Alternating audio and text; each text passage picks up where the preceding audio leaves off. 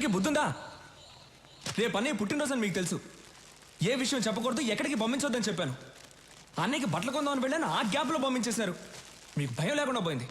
మీకు మాత్రమే కాదు, సూర్యన్నయ్య కూడా భయం లేకుండా పోయింది. ఆయన్ని కంట్రోల్లో పెట్టాలి. మీరు పని చేయండి, మీరు కర్ర తీస్తున్నారని చెప్తాను. మీరు కర్ర రెడీ చేయండి చెప్తాను. మీరేంటి భయపడలేస్తున్నారు? కర్ర అడిగింది మిమ్మల్ని కొట్టడానికి కాదు, సూర్యన్నయ్యని కంట్రోల్లో పెట్టాలి కదా.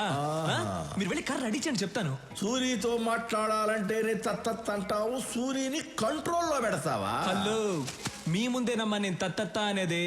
కర్ర తీసుకొని సూర్యన్న దగ్గరికి వెళ్ళాననుకో, నన్ను చూసి ఒకటే. ఎవరిరా కంట్రోల్లో పెట్టేది? కంట్రోల్ కాదన్నా, కంట్రీ, దేశభక్తి గురించి మాట్లాడుతున్నాను. ఇదిగో కర్ర కావాలన్నావు, నేను ఎప్పుడు కర్ర కావాలన్నాను? ఎవరినో కంట్రోల్లో పెడతాన్నావు. నువ్వు కంట్రోల్ తప్పుతున్నావు, సైలెంట్ గా ఉండు. అదే సూర్యుని కంట్రోల్లో పెడతాన్నావుగా. సూర్యను మనమేంటి కంట్రోల్లో పెట్టేది, ఆయన కంట్రోల్లో మనం ఉండాలి గాని. నువ్వంట కంట్రోల్లో పెట్టు.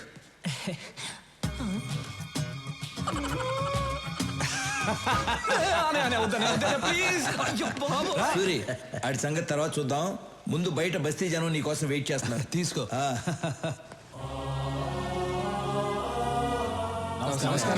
నమస్కారం.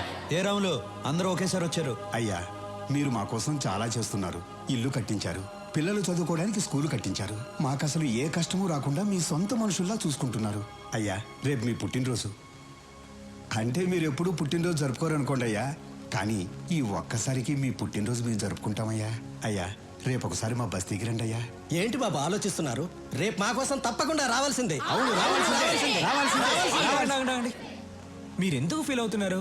ఆయన రావాలంతే కదా. ఆయన వస్తారు, నేను తీసుకొస్తాను. ఏంటన్నా రారులే. సరే, మీ ఇష్టం.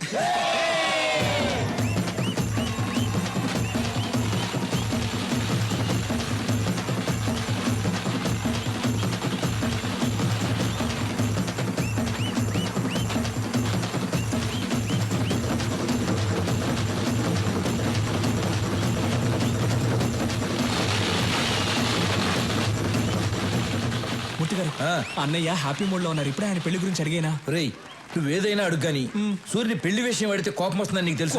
కోపం వస్తుందని వదిలేస్తే ఆయన పెళ్లి చేసుకుంటే కదా నాకు పెళ్లి అయితే నాకేం చేయబోతుంది? రేయ్, నీకు పుణ్యం ఉంటుంది కానీ ఇప్పటికి వదిలేరా. కావాలంటే రాత్రికి ఒంటరిగా వెళ్ళాడు. ఒంటరిగానా? ఓకే, నైట్ పెగ్గేసుకుని వెళ్ళి అడుగుతా. వెళ్ళు. Okay okay.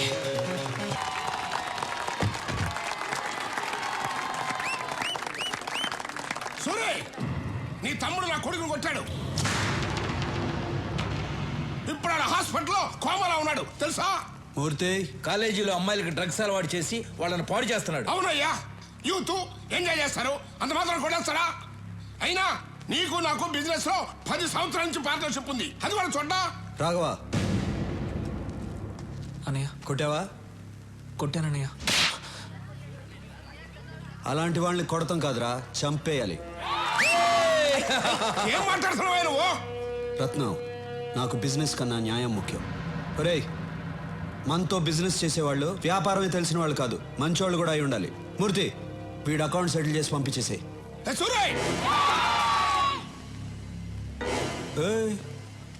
ఏంటి సౌండ్ ఎక్కువ అవుతుంది? సూరన్న చెయ్యి ఎత్తారు కాబట్టి బతికిపోయావు, లేదనుకో నీ కొడుకైనా కోమా స్టేజ్ లో ఉన్నాడు. నువ్వు స్ట్రైట్ గా ఏంటి బయలుదేరో చెప్పారుగా. ఏంటా లుక్? చూసించాలు, వెళ్ళు. ఈరోజు అన్నయ్య పెళ్లి గురించి అడిగేస్తా.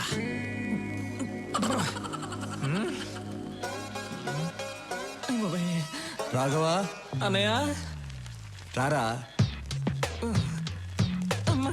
స్టడీ. ఎరా, భోంచేసావా? బాగా చేశానన్నా. ఏంటి మాట తేడాగా ఉంది? అన్నా, మీరు నన్ను క్షమించాలన్నా. మీ దగ్గర ఒక విషయం మాట్లాడాలి. ధైర్యం లేక మందు తాగొచ్చానన్నా.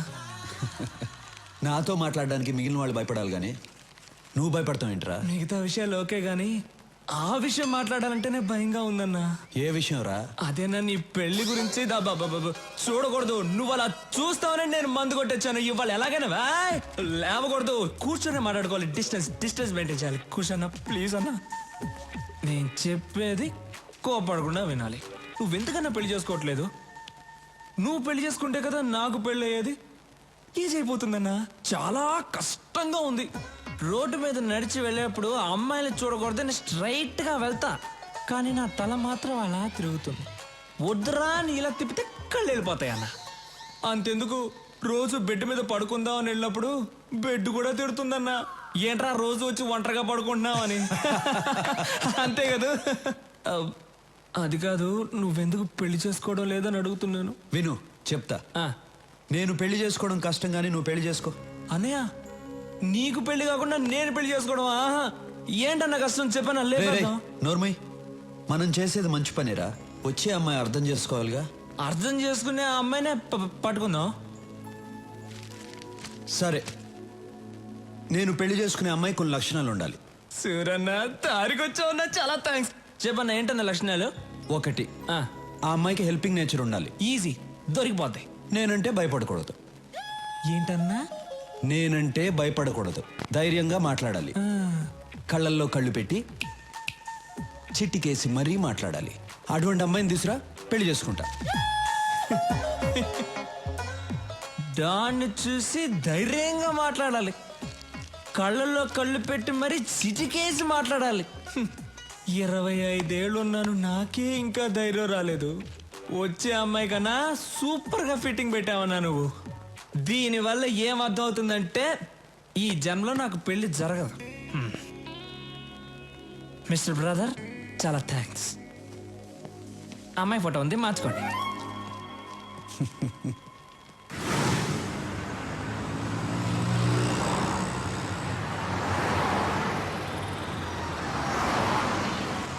రాఘవా, మనం వెళ్ళే ఫంక్షన్ ఎన్నింటికి? ఇంకా అరగంట టైం ఉందన్న.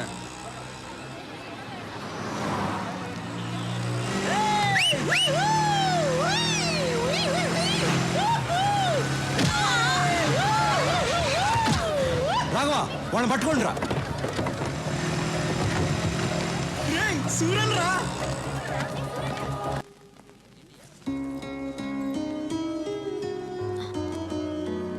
బామ్మకేం అవ్వదు, మీరేం టెన్షన్ పడకండి.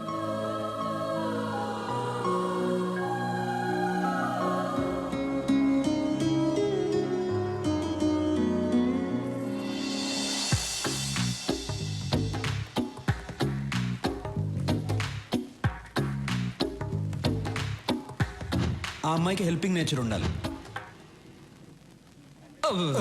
అన్నా డాను నువ్వు ఫ్రీజ్ అవ్వకూడదన్నా. అన్నా, ఆ అమ్మాయికి హెల్పింగ్ నేచర్ ఉంది కదా. మేడం నమస్కారం. మేడం ఊరి కొత్త అవును అనుకున్నాను.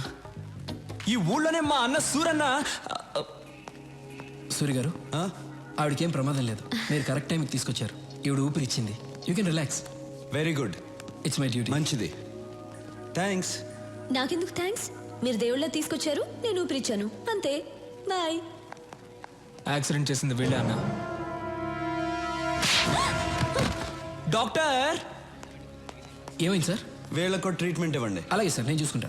వాట్ బాయ్స్, వీళ్ళిద్దరిని తీసుకురండి. ఏయ్, ఇప్పుడే కదా దేవుడు అన్నాను, ఎముళ్ళ కొట్టేశా. నువ్వే కొట్టి నువ్వే కాపాడమంటున్నావు. అసలు నువ్వు మనిషివా లేదా? ఏయ్, అన్నయ్యని చూసి మనిషివా? కళ్ళల్లో కళ్ళు పెట్టి చిట్టికేసి మరీ మాట్లాడాలి. అటువంటి అమ్మాయిని తీసురా, పెళ్లి చేసుకుంటా. నీకు దమ్ముంటే నా అన్న కళ్ళల్లో కళ్ళు పెట్టి చిట్టికేసి మరీ తిట్టు చూద్దాం. నాకేమైనా భయమా? భయం లేకపోతే తిట్టు చూద్దాం. ఏయ్, రేయ్, రండ్రా.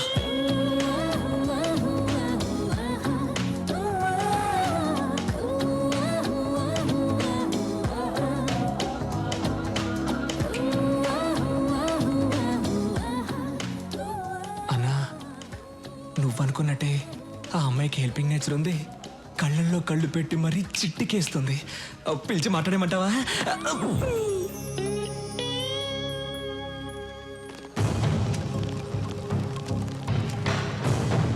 Do you know why they call for emergency meeting? Don't know sir, అర్జెంటుగా కాల్ చేశారు. Any urgent matter? I don't know. కొత్తగా ఏమన్నా ఇంటెలిజెన్స్ రిపోర్ట్స్ వచ్చాయా? Let us see. Sit down. Sit down. Sit down, please.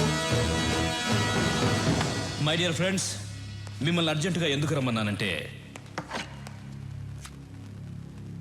This is Stephen, international mafia don. ఇండియాలో ఉన్న mafia dons అందరికీ ఇతనే supreme. ఇతని మీద smuggling, blackmailing, kidnapping, murders, హవాలా, ల్యాండ్ గ్రాబింగ్ లాంటి చాలా కేసులున్నాయి. కానీ కేసులే ఉన్నాయి, సాక్ష్యాలు లేవు. దేశంలో చాలా రాష్ట్రాలు వీడు చెప్పినట్లే నడుచుకుంటాయి. ఇప్పుడు వీడి కన్ను మన రాష్ట్రం మీద పడిందని ఇంటెలిజెన్స్ రిపోర్ట్స్. వాడిక్కడ దిగాడంటే మన స్టేట్కి చాలా ప్రాబ్లమ్స్ వస్తాయి. మనం ప్రశాంతంగా ఉండలేం. వాడంత పవర్ఫుల్లా సార్? వాడెంత పవర్ఫుల్ అంటే ఈ మధ్య వాడి కన్ను గోవా మీద పడింది. దానికి గోవా మాఫియా లీడర్ అడ్డొస్తున్నాడని వాడిని ఎలా డీల్ చేశాడో తెలుసా?